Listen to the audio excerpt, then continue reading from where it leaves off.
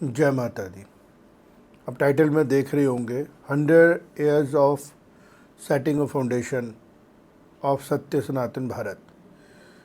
सबसे पहले जितने भी आरएसएस के साथ अलाइन करते हैं उन सबको 100 years पूरे होने की बड़ी बड़ी बहुत बड़ी बधाई।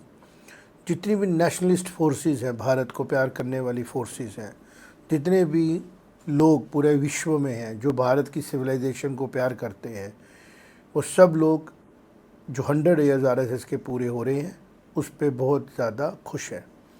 और दशहरे के दिन ये पर्व जो है वो शुरू हो रहा है। जिस तरीके से हमारे पास खबरें आ रही हैं कि संघ पूरा जो आपस में मिल के इसको अच्छे तरीके से सेलिब्रेट कर रहा है।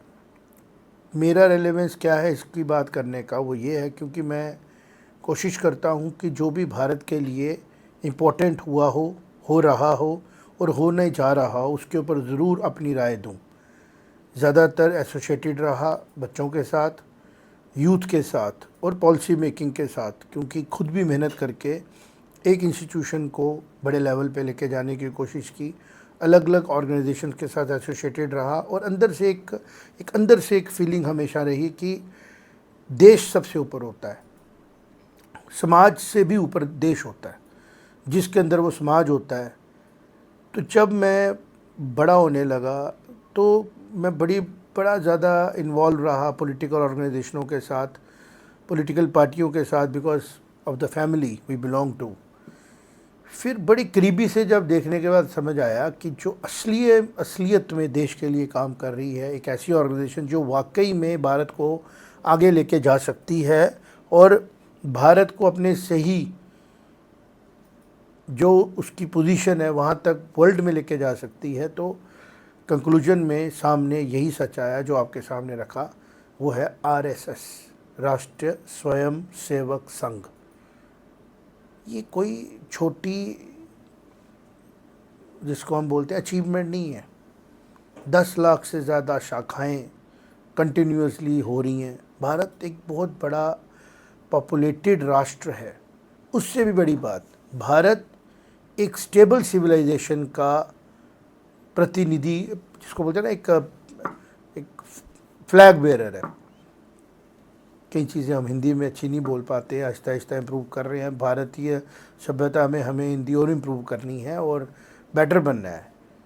लेकिन बदकिस्मती हमारी कि हमारे स्कूलिंग सिस्टम में राष्ट्रीय भाषा हिंदी से ज़्यादा एम्फसाइज़ किया गया इंग्लिश पे। बट हमें जैसे रियलाइजेशन हुई कि हमारी हिंदी, हमारी रीजनल लैंग्वेजेस, जो हमारी अपनी भाषाएं हैं, वो हमारी ज़्यादा स्ट्रॉन्ग होनी चाहिए, क्योंकि हमारी भाषाओं में एक पूर्णता है, ग्रामर एग्जैक्ट है, व्याकरण बड़ा स्पष्ट है, और जो वोकेबलरी है हमारी, जो हमारे शब्द हैं, वो हर एक फीलिंग्स के ऊपर खरे उतरते हैं। ये भी एहसास हमें राष्ट्र स्वयं सेवक संघ के एफर्ट्स से पता लगा। तो पहले तो बहुत ज़रूरी है कि हम लोग जितना ज़्यादा हो सके इस ऑर्गेनाइजेशन के बारे में समझें, जानें, क्योंकि ये एक नॉन पॉलिटिकल ऑर्गेनाइजेशन है। और ये कौन लोग हैं जो इसके बारे में बुरा बोलते हैं? वो लोग जो पॉलिटिकल हैं, जो सत्ता में आने के लिए षड्यंत्र करते हैं, गुमराह करते हैं। और जो लोग अवेयर होते हैं, समझते हैं, आहिस्ता आहिस्ता आहिस्ता वो बढ़ते हैं। यही कारण है कि जब भारत आज़ादी की तरफ जा रहा था 1925 में, तब इस संगठन के बारे में सोचा गया। और बाय द टाइम भारत अपने 75, 80, 16, 76 साल पूरे कर रहा है और ये संगठन जो है ये अपने 100 साल पूरे कर रहा है। तो ये 100 साल का अभी शुरुआत है, फाउंडेशन रखी गई है संगठन की। और आप देख रहे हैं कि इस संगठन ने क्या दिया।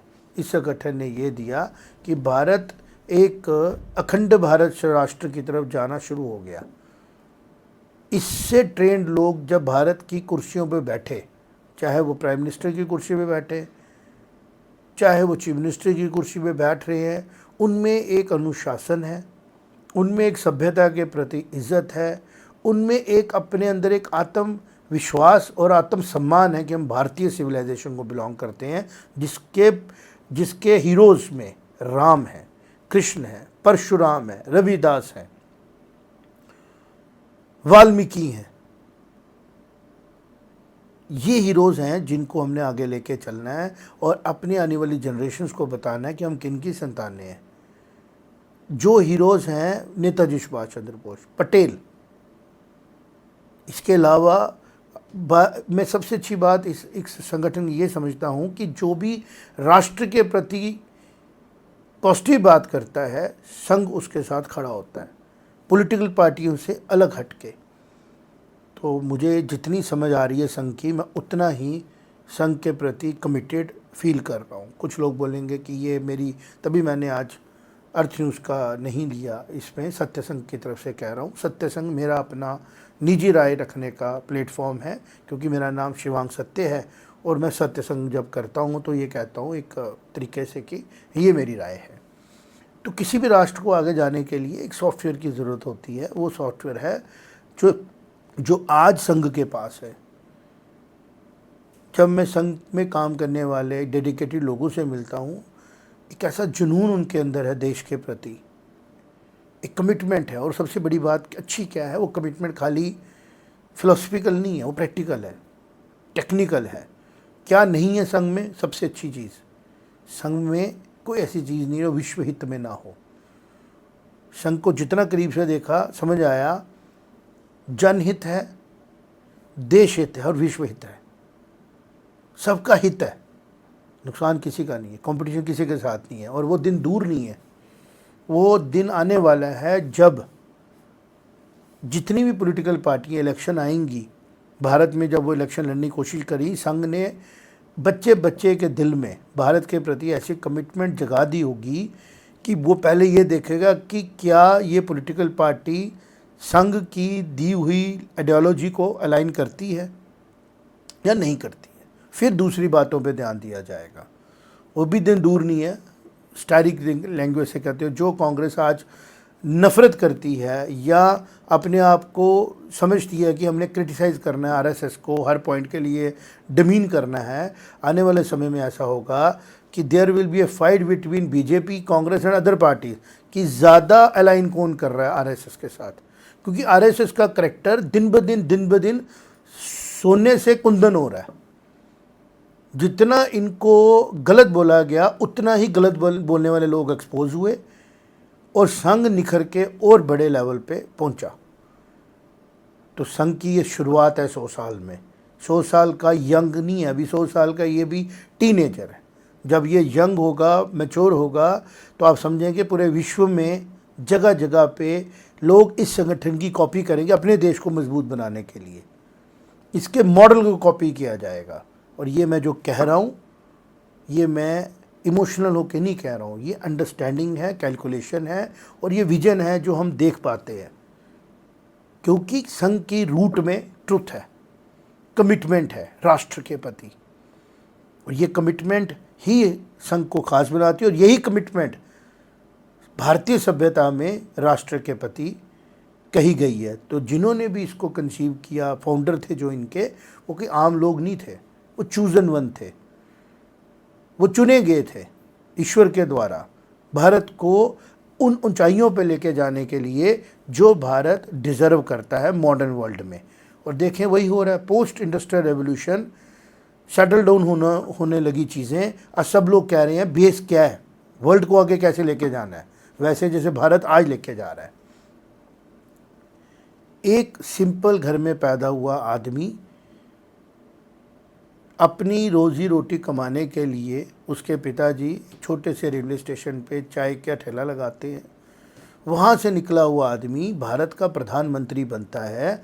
ये संघ ही कर सकता है, ये संघ की आइडियोलॉजी है। और जब वो प्राइम मिनिस्टर बनता है तो अपने आप को प्रधान सेवक बोलता है।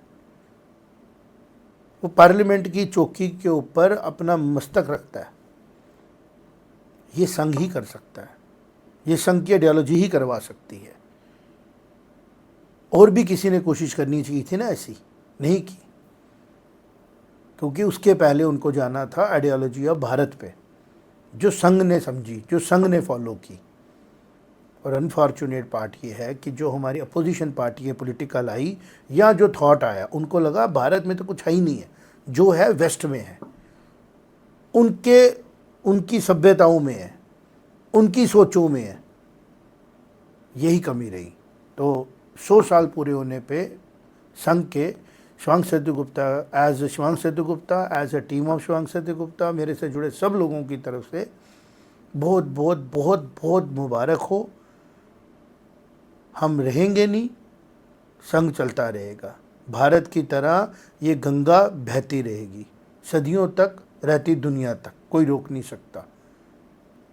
और जो कंट्रीब्यूशन संघ का अब शुरू हुआ है, ये चलता रहेगा, इवॉल्व होता रहेगा। और हमें ऐसा संगठन मिल गया है जो हर पॉलिटिकल पार्टी के लिए एक मिसाल बनेगा कि अगर आप आगे बढ़ना चाहते हैं तो सीखें ऑर्गेनाइजेशनल स्किल्स राष्ट्रीय स्वयं सेवक संघ से। अगर आप कमिटमेंट की बात करना चाहते हैं, अपने वर्कर्स को सिखाना चाहते हैं, सीखें इससे। आप क्लैरिटी चाहते हैं, सीखें इनसे। और अगर आप अपने देश के लिए आगे बढ़ना चाहते हैं तो सीखें इनसे। कोई इंटरेस्ट नहीं अपना सिवाय एक के कि भारत बड़ा बने, भारत की सिविलाइजेशन ऊपर हो। अगर हम पॉलिटिक्स की बात करें तो कौटिल्य को पढ़ें, विदुर को पढ़ें, प्लेटो, सॉक्रेट को पढ़ के हमें उतना फ़ायदा नहीं होगा, बिकॉज उनके द्वारा बनाई गई स्टेट्स ख़त्म हो गई, उनकी आइडियोलॉजीज़ ख़त्म हो गई। बट चाणक्य के द्वारा बनाई गई स्टेट आज भी चल रही है, विदुर के द्वारा सोची हुई थ्योरियाँ आज भी चल रही हैं। ऋग्वेद, सामवेद, यजुर्वेद, हमारे चारों वेद जो हैं वो सारे के सारे रेलेवेंट हैं। गीता रेलेवेंट है, महाभारत रेलेवेंट है।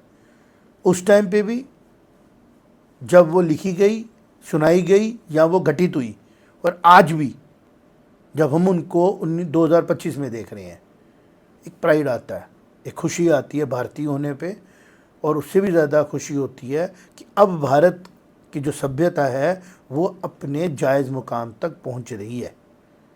जो भी भारत की सभ्यता ने ज़ख्म लिए उन लोगों के द्वारा जो इसको समझ नहीं पाए, और जैसे वो लोग समझे उनकी आइडियोलॉजी भी बदलना शुरू हो गई। ये एक ऐसी सभ्यता है जो इंसान को इंसान से मिलाती है, आत्मा को परमात्मा से मिलाती है, और इंसान को इंसान के प्रति कमिटेड बनाती है। और इस आइडियोलॉजी को फॉलो करता है राष्ट्रीय स्वयं सेवक संघ। तो बहुत बहुत बधाई। और कहने को तो मैं बहुत ज़्यादा बोल सकता हूँ, कोशिश करूँगा कि जितना मैं एक्सप्रेस कर पाया वो कम्युनिकेट हो, और जैसे मुझे समझ आया वैसे ही भारत के जन जन को, हर कास्ट, क्रीड, कलर के लोगों को, हर भाषा बोलने वाले को ये समझ में आए कि हमारा सच में जो हितैषी है वो कौन है, हमें तोड़ने वाला या हमें जोड़ने वाला। जोड़ने वाला है आरएसएस, तोड़ने वाले कौन है आप बेहतर जानते हैं। तो जो भारत को इकट्ठा रखेगा वही थॉट भारत को आगे लेके जाएगा। और पॉलिटिकल पार्टियों के बीच में रेस लगेगी कि कौन कितना आरएसएस की आइडियोलॉजी को फॉलो कर रहा है, क्योंकि उनको ये पता लगेगा जो आरएसएस की आइडियोलॉजी फॉलो करता है जनता उसी को प्यार करती है, उसी के साथ चलती है। और ये बात हर एक कम्युनिटी को पता लगेगी आहिस्ता आहिस्ता। जैसे चाइनीज़ में एक कहावत है ना कि जो बैम्बू का ट्री है ना वो पहले 5 साल ज़मीन के अंदर जाता है, फिर आखिरी 1 साल में वो अपनी पूरी हाइट पकड़ता है, हो सकता है 50 फुट भी हो जाए। अब ये सवाल पूछते हैं कि क्या उसने आखिरी 1 साल में ग्रो किया या पिछले 5 साल में, वो शुरू से ग्रो कर रहा होता है। इसी तरह आरएसएस ने पिछले 100 सालों में अपनी जड़ें मजबूत कर दी, घर घर में पहुँचे, हर धर्म के साथ अलाइन किया, हर फेथ के साथ अलाइन किया, और जो लोग भारत को अपना देश नहीं समझते हैं उनको आइडेंटिफाई करके एक्सपोज किया। ये बड़ा ज़रूरी है। हम सबको खुश करके नहीं चल सकते जो लोग देश को अपना नहीं समझते, देश की सभ्यता को अपना नहीं समझते। और ये काम बड़े अच्छे तरीके से संघ ने किया, स्ट्रेटेजी के साथ किया, आगे भी होगा। सब लोग जो इंटेलेक्चुअल्स हैं, भारत को अपना मानते हैं, देश के अंदर हैं, देश के बाहर हैं, वो अपना कंट्रीब्यूशन इस जर्नी में दें और देश को मजबूत बनाने में अपना योगदान प्रदान करें। क्योंकि देश को मजबूत बनाने के लिए कुछ तो करना है ना, कोई साइंटिस्ट बनेगा, डॉक्टर बनेगा, इसके अलावा भी कुछ करना है। वो ये करना है कि एक ऐसी ऑर्गेनाइजेशन के साथ अलाइन करना है जो सेल्फलेसली सिर्फ देश को आगे लेके जाने की कोशिश कर रही है और उसकी आइडियोलॉजी में अपने आप को एक कंट्रीब्यूटर के तौर पे लाना है, ताकि कुछ ना कुछ वैल्यू उसमें हमारी तरफ से भी ऐड हो, और ये जो जर्नी चल रही है, जब भी इसकी हिस्ट्री लिखी जाए हमें भी खुशी होगी हमने इसमें अपना कोई पॉजिटिव रोल प्ले किया है। बहुत बहुत बधाई। जय माता दी।